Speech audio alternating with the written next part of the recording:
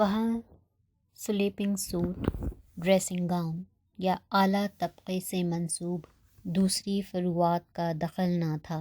پورے ہاسٹل کے لیے 20 بیت الخلاء اور 30 غسل خانے تھے، اور وہ بھی بالکل دیسی وضع کے۔ بیت الخلاء میں فلش سسٹم اسی سال لگایا گیا تھا اور اسے استعمال کرنے کے لیے ہدایات لکھ کر لگا دی گئی تھیں۔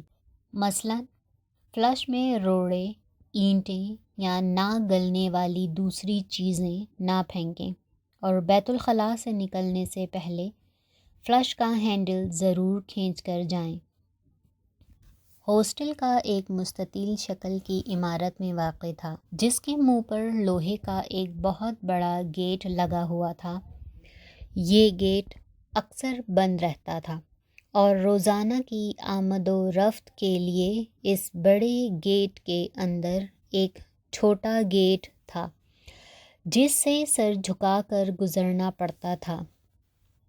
گیٹ کے اندر کی جانب چوکیدار کی چارپائی اور اسٹول پڑا رہتا تھا۔ سردیوں میں اس چارپائی پر چوکیدار کا غلیظ بستر سارا دن بچھا رہتا تھا۔ ہاسٹل کا کچن سادہ سا تھا، جس میں ہفتے میں 3 دفعہ گوشت پکتا تھا اور باقی دنوں میں دال یا سبزی۔ چھٹی کے دن مرغی کا سالن ایک ضیافت سمجھی جاتی تھی۔ ماہوار خرچ 50 اور 60 روپے کے درمیان آتا تھا۔ جگہ کی کمی کی وجہ سے فرسٹ ایئر، تھرڈ ایئر اور ففتھ ایئر کے طلباء کو عام کمرے نہیں ملتے تھے۔ فرسٹ ایئر کے 4 لڑکے ایک ڈارمیٹری میں رہتے تھے، اور فائنل ایئر کے طلباء کے پاس الگ الگ کمرے کیوبیکل تھے۔ دوسرے طلباء ایک کمرے میں 2 تھے۔ فطرت کا روم میٹ محمود تھا، جو سرگودھا سے BA پاس کرنے کے بعد پولیٹیکل سائنس میں MA کرنے آیا تھا۔ کمرے کا کل سامان 2 چارپائیاں، ایک مشترکہ میز اور کھانے کی 2 کرسیاں تھیں۔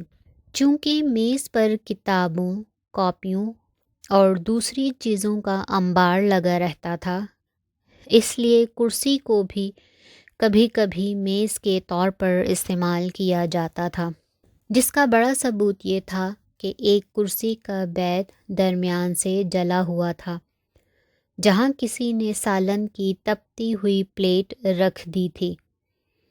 فائن آرٹس ڈپارٹمنٹ مال روڈ پر واقع پنجاب یونیورسٹی کے جنوب مشرقی کونے میں تھا۔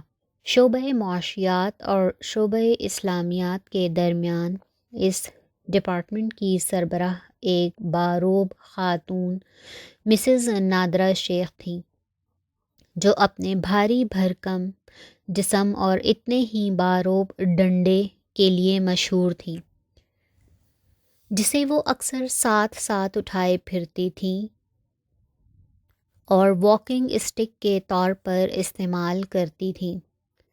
لیکن طلباء و طالبات میں یہ مشہور تھا کہ یہ ڈنڈا دراصل کوتوال کی لاٹھی ہے، جس کے ذریعے وہ اپنے ڈپارٹمنٹ کا ڈسپلن قائم رکھتی ہیں۔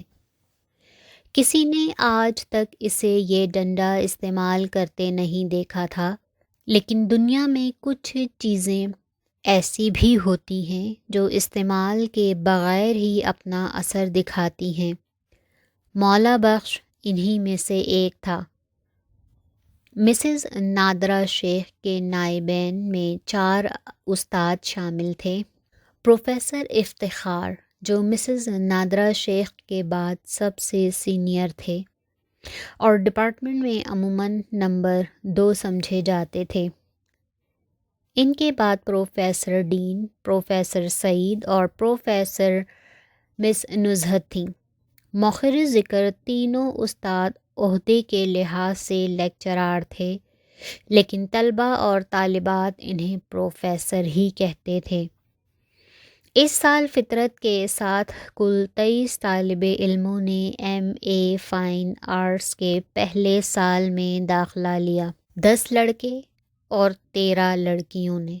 2 لڑکیاں پچھلے سال کی 5th ایئر کلاس سے فیل ہو کر ان کے ساتھ شامل ہو گئیں اور یوں کل تعداد 25 ہو گئی۔ پہلے دن پروفیسر افتخار نے ساری کلاس کو اکٹھا کر کے عمومی قسم کا لیکچر دیا۔ انہوں نے کہا، آپ نے فائن آرٹس میں داخلہ لے کر اپنی زندگی کا اہم ترین فیصلہ کیا ہے۔ یہ فیصلہ صرف مضمون کے انتخاب کی حد تک نہیں، یہ در حقیقت زندگی کی راہ متعین کرنے کا فیصلہ ہے۔ میں نہیں جانتا کہ آپ میں سے کس کس نے کس وجہ سے یہ مضمون اپنایا ہے، لیکن میں تجربے کی روشنی میں آپ کو بتا سکتا ہوں کہ آپ نے پھولوں کی سیج کا نہیں، کانٹوں کے ہار کا انتخاب کیا ہے۔ آپ کو یونیورسٹی میں جو خوشگوار اور خوبصورت ماحول نظر آ رہا ہے، یہ 2 سال کے بعد آپ کو میسر نہیں رہے گا۔ اس کے بعد آپ کو زندگی کی حقیقتوں کی طرف پلٹنا ہوگا، جو تلخ بھی ہیں اور طویل بھی۔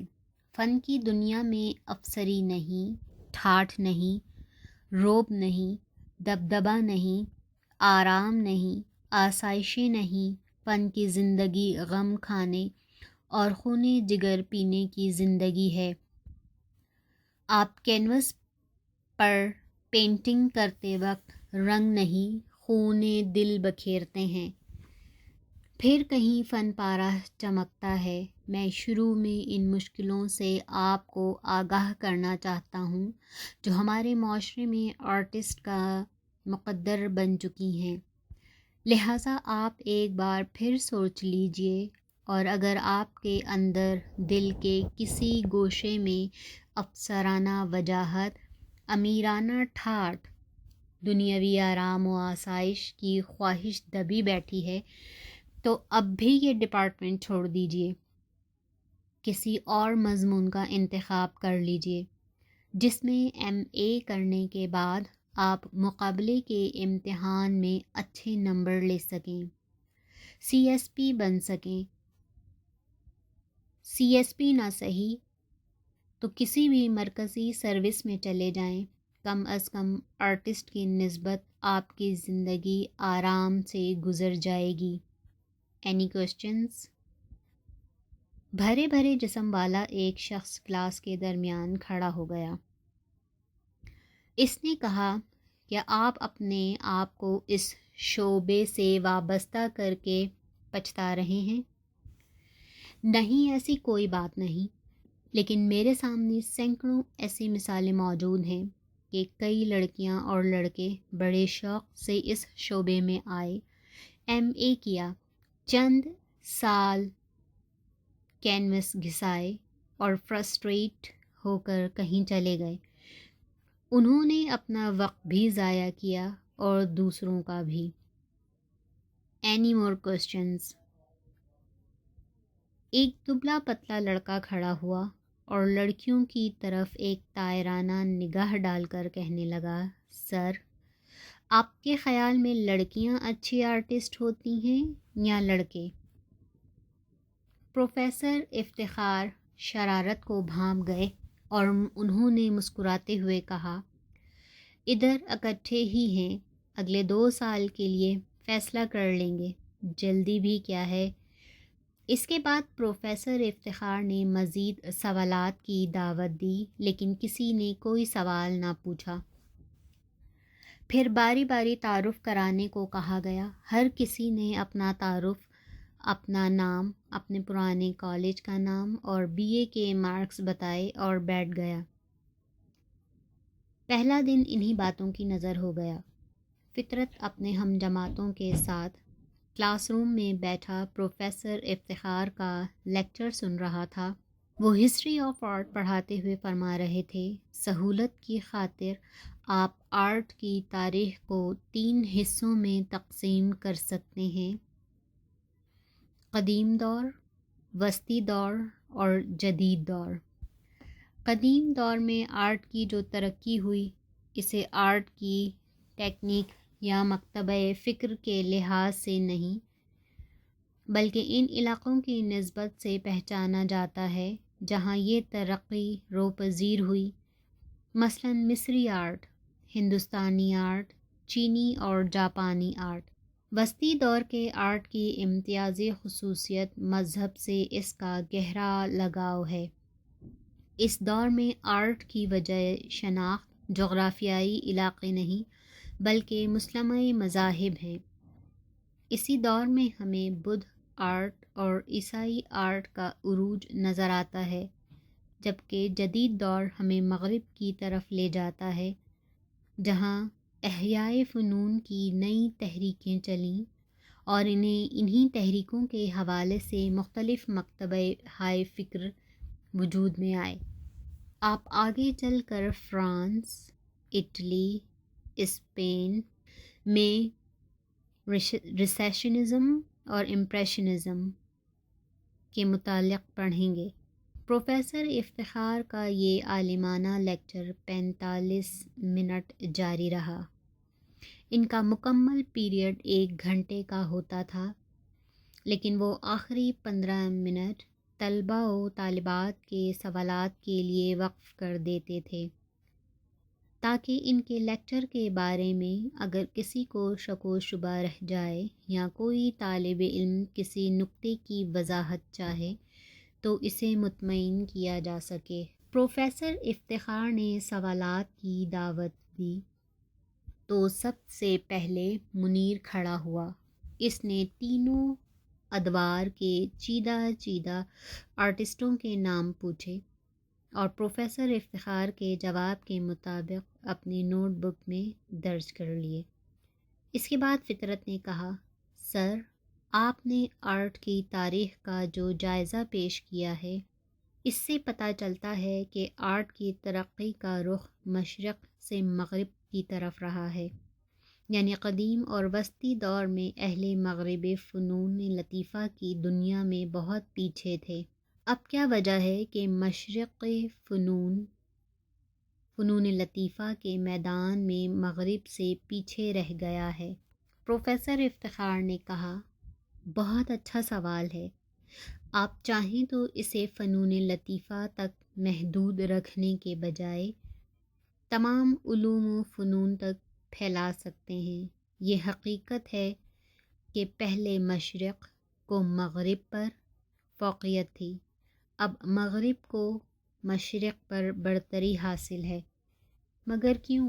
فطرت نے اصرار کیا۔ آپ نے مغربی مفکر اور تاریخ دان ٹوائن بی کا نام ضرور سنا ہوگا۔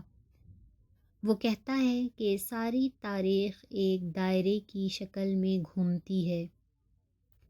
کچھ ملک اور جغرافیائی حصے ایک دور میں دائرے کی اوپر والی سطح پر ہوتے ہیں اور کچھ نیچے والی سطح پر۔ پھر اس گردش کی وجہ سے نچلا حصہ اوپر چلا جاتا ہے اور اوپر والا نیچے آ جاتا ہے۔ تو کیا اس میں انسانی کوشش کا کوئی عمل دخل نہیں ہوتا؟ یہ سب کچھ نظام قدرت کے تحت اوپر نیچے ہوتا رہتا؟ نہیں، ایسا نہیں۔ اس دائرے کو گردش میں رکھنے والی چیز انسانی محنت ہی ہے۔ آپ اسے گول پہیہ سمجھ لیجئے۔ جس طرف سے اس پر کوشش، محنت، علم اور تحقیق کا دباؤ پڑے گا، اسی کے مطابق پہیہ گھومنے لگے گا، آگے کی طرف یا پیچھے کی طرف۔ فطرت بیٹھ گیا تو مس زوبی اٹھ کھڑی ہوئی۔ سر، میرا سوال بہت سادہ ہے، اور وہ یہ کہ عورتیں صرف دور جدید میں فائن آرٹس کے شعبے میں آئی ہیں یا اس سے پہلے بھی آرٹ کے فروغ میں ان کا کچھ کنٹریبیوشن رہا ہے؟ سچی بات یہ ہے کہ قدیم اور وسطی دور میں خواتین زیادہ نظر نہیں آتیں۔ اس کا ایک فائدہ یہ بھی ہے کہ آپ کے لیے کمپٹیشن بہت کم ہے۔ فطرت ایک بار پھر اجازت لے کر بولا، سر، میرے خیال میں فائن آرٹس ہی نہیں، کسی بھی تخلیق عمل کو مردانہ اور زنانہ حصوں میں بانٹ کر ان کا مقابلہ نہیں کرنا چاہیے۔ مثلا آپ انگلش لٹریچر کو ہی لے لیجئے، آپ چارلس ڈکنس اور تھامس ہارڈی کو ایک پلڑے میں رکھ کر جین آسٹن اور پرونیٹی سسٹر سے مقابلہ نہیں کر سکتے۔ ایسا موازنہ غیر منصفانہ ہوگا۔